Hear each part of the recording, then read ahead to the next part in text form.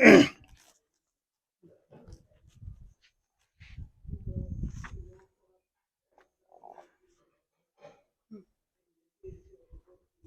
શ્રોતા મિત્રો, પ્રભુ ઈસુ ખ્રિસ્તના ગૌરવી નામમાં હું આપ સર્વને પ્રેમી સલામ પાઠવું છું. બાઇબલ અભ્યાસમાં તમે રસ ધરાવો છો તેને માટે હું ખાસ રીતે તમારો આભાર માનું છું. અને ખાસ કરીને આ સમયે ફરી એક વખત બાઇબલ અભ્યાસ અને મનનના સંબંધમાં આપણે સભા શિક્ષકનું જે પુસ્તક છે એ પુસ્તક ના ખાસ અધ્યાયમાં આપણે જવા માંગીએ છીએ. અને એ તો છે છઠ્ઠો અધ્યાય, અને છઠ્ઠા અધ્યાયની 12 કલમો છે. અને આ 12 કલમોમાં આપણે ખાસ રસિક અભ્યાસ કરવા માંગીએ છીએ. આ 12મી જે કલમ છે એની અંદર આપણને વ્યર્થતા નામનો જે શબ્દ છે તે વારંવાર આવે છે. લગભગ 5 વખત આ વ્યર્થતા શબ્દ આવે છે.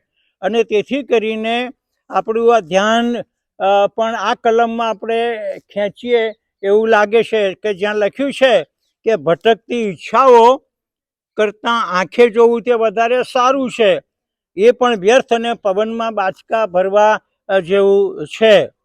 આપણે જે વિશ્વમાં અત્યારે રહીએ છીએ એમાં ભારે દુઃખનો અહેસાસ થાય છે.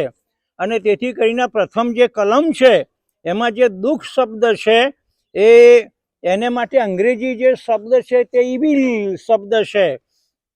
એ ઇવિલ શબ્દ એ દુષ્ટતાની સાથે સંકળાયેલો શબ્દ છે. અંગ્રેજીમાં લખ્યું છે કે there is an evil which I have seen under the sun. મેં સૂર્યની નીચે કે છે કે એક દુષ્ટ બાબત જોઈ. અને આ દુષ્ટતા માણસના જે સ્વાર્થ છે અને સ્વકેન્દ્રી જીવન સાથે સંકળાયેલી છે. અને છેવટે એ દુઃખને આમંત્રણ આપે છે. ઈશ્વર માણસને આપવામાં કદી કચાશ રાખતા નથી, ઉણપ રાખતા નથી.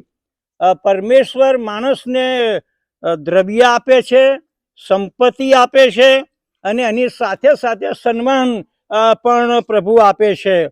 અને દુઃખની બાબત એટલી જ કે ઈશ્વર આટલું બધું આપે છે, એના બદલામાં માણસ એનો સદુપયોગ કરતો નથી, કારણ કે તે ઈશ્વર પ્રત્યે ઉદાસીન છે. એટલું જ નહીં, પણ તે ઈશ્વરની આગળ આભાર સ્તુતિના જે અર્પણો ચઢાવવા જોઈએ એ અર્પણો પણ તે ચઢાવતો નથી. અને એટલા માટે એક અંગ્રેજી વાક્ય આ પ્રકારનું છે, અને તે વાક્ય એ પ્રમાણે કહે છે, God gives and forgives, man gets and forgets. અને આ એક બહુ સારું વાક્ય છે કે ઈશ્વર માણસને આપે છે અને તે માફી પણ આપે છે, પણ માણસ મેળવે છે અને ઈશ્વરને ભૂલી જાય છે.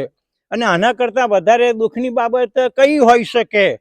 અને તેથી કહીને પ્રભુના જે સેવક છે ડૉક્ટર બિલી ગ્રેહામ, એ બિલી ગ્રેહામ એ આ પ્રમાણે જણાવે છે કે હાલની સદીનું સૌથી ભયંકર જો કોઈ પાપ હોય તો માણસ જે આ પાપ કરતો હોય તો તે ઈશ્વર પ્રત્યેના અપકારનું પાપ છે. ગુજરાતીમાં ક્યારેક આપણે આ સંબંધમાં એવું પણ વાક્ય વાપરીએ છીએ કે ખાધું પીધું અને વેરાઈ ગયા. એટલા માટે ઈશ્વર એમના વચનોમાં આપણને ગીત કરતા દાઉદ મારફતે વારંવાર જણાવે છે અને યાદ દેવડાવે છે કે હે મારા આત્મા યહોવાને સ્તુત્ય માન, અને મારા ખરા અંતઃકરણ તેના પવિત્ર નામને સ્તુત્ય માન. ગીતશાસ્ત્ર 103 અધ્યાય અને 1 કલમ. બ્રધર બખ્તરસિંહ એસેમ્બલીમાં આ ગીત પાછલા વર્ષોમાં વારંવાર ગવાતું હતું. અને એ ગીતના શબ્દો આ પ્રકારના છે કે તુમ યાદ કરો સબ ભક્તો એસુને ક્યા ક્યા કિયા હૈ. દ્રવ્ય, સંપત્તિ, માન ઈશ્વર તરફથી આવે છે. એ બધામાં ઈશ્વરના હેતુ અને ઈરાદા છે. અને ઈશ્વરે આપણને જે આપ્યું છે તે બેંકના લોકરમાં રાખી મૂકવા માટે અને પ્રસંગોપાત ઘરેણાથી લચી પડવા માટે નથી. ઈશ્વર તરફથી પ્રાપ્ત થતા આશીર્વાદો બીજા લોકોને વહેંચવા માટેના છે, બીજાને ભાગીદાર બનાવવા માટેના એ આશીર્વાદો છે. અને તેથી કરીને એની વહેંચણી કરવાની છે. બજારમાં આપણે જ્યારે બિગ બજારમાં જઈએ છીએ ત્યારે ખરીદી કરતી વખતે પાછી પાણી કરતા નથી, પરંતુ પ્રભુના ઘરમાં દાનાર્પણો જ્યારે લાવવા માટે આપણે શું કરીએ છીએ? કેલ્ક્યુલેટરનો ઉપયોગ કરીએ છીએ. કેટલાક સભાસદો પોતાની સ્થાનિક મંડળીમાં પગારના 10% તો શું પણ 3% દાનાર્પણ આપતા પણ ખચકાય છે. મંડળીના વાર્ષિક અહેવાલો એમના દાનાર્પણોની ચાડી ખાય છે. એટલા માટે જે સંત પાઉલ આવી ચેતવણી આપે છે કે પણ આટલું તો ખરું કે જે કૃપણતાથી વાવે છે તે લણશે પણ કૃપણતાથી, અને જે ઉદારતાથી વાવે છે તે લણશે પણ ઉદારતાથી. બીજો કોરિન્થી 9મો અધ્યાયને 6ઠી કલમમાં આ લખવામાં આવેલું છે. સારું, આબાદી સારી છે, પણ ઈશ્વર માટે એનો ઉપયોગ ના થાય તો એ બરબાદી લાવી શકે છે. અને એવી વ્યક્તિઓને પરમેશ્વર કરોડપતિમાંથી રોડપતિ પણ બનાવી શકે છે. અને એટલા માટે મરિયમે નાતાલના પ્રસંગે એક આરાધનાનું ગીત ગાયું, અને તેમાં ઈશ્વરના ચારિત્ર વિશે મરિયમે આ પ્રકારનું જણાવ્યું કે તેણે એટલે ઈશ્વરે ભૂખ્યાઓને સારા બાનાથી તૃપ્ત કર્યા છે અને શ્રીમંતોને ખાલી હાથે પાછા કાઢ્યા છે.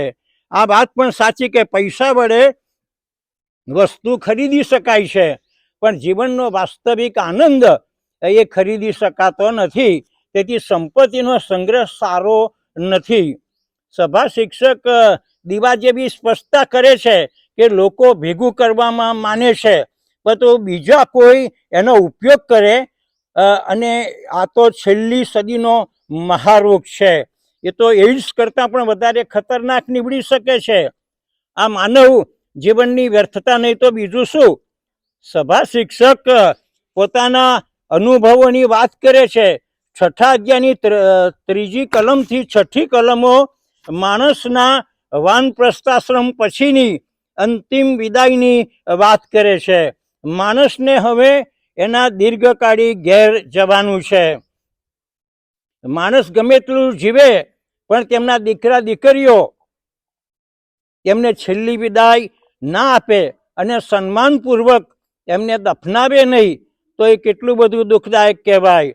વળી મરણ સમયનું જે રુદન છે એ તો કૌટુંબિક જીવનમાં આવી પડેલ ખોટનું અને વિરહની વેદના દર્શાવતું છે. પણ કેટલાક કુટુંબોમાં કોઈ રડનાર રહ્યા નથી, કારણ કે તેમના દીકરાઓએ માતા પિતાના મરણ પહેલાં વિદાય લીધી છે, જેના કારણો અનેક હોઈ શકે છે. અને તેથી કરીને જે સભા શિક્ષક છે તે આ વર્ણન કરતાં દુઃખી થઈ જાય છે અને ઉપસંહારમાં લાવે છે કે આના કરતાં તો આવા કુટુંબોના આગેવાન માટે અધૂરો રહેલો ગર્ભ સારો છે, કારણ કે તે વ્યર્થતામાં આવે છે અને અંધકારમાં અદૃશ્ય થઈ જાય છે. એ સૂર્યને જોતો નથી અને કશું જાણતો પણ નથી, તેથી તે હયાત માણસ કરતાં વધારે નિરાંત અનુભવે છે, કારણ કે એને માટે હવે દેખવાનો અને દાઝવાનો સવાલ ઊભો થતો નથી.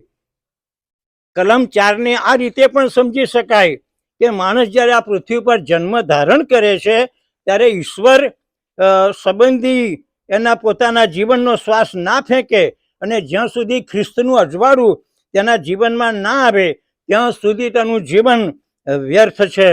પ્રભુ ઈસુ પોતે આ પ્રમાણે કહે છે કે હું જગતનું અજવાળું છું. જે મારી પાછળ આવે છે તે પ્રભુમાં તે અંધકારમાં નહીં ચાલશે પણ જીવનનું અજવાળું પામશે. યોહાન 8:12 કલમ.